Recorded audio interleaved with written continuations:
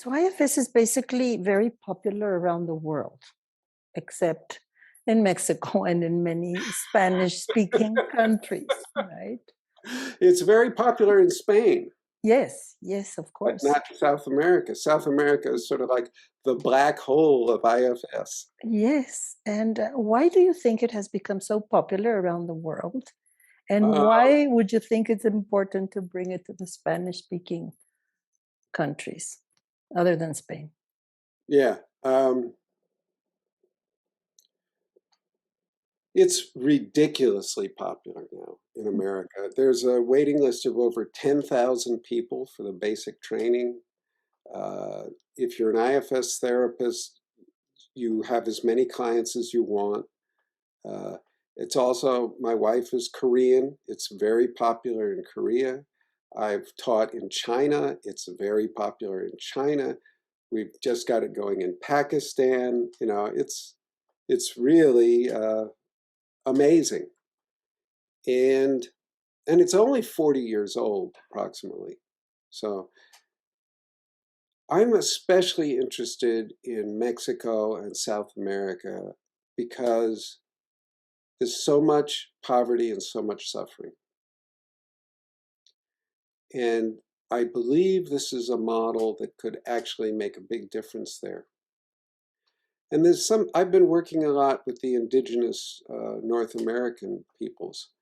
And I also believe that there's something Mexicans can give back that will make IFS a lot bigger and better than it is now. That's interesting. Yeah, because you have a history of suffering and you have a history of connection back to your pre-colonial roots, and you have many other depths of tradition that we don't have. And as I work like in Pakistan and China, I get more and more aware of how narrow the blinders that I have on, you know, from my Eurocentric English-speaking background.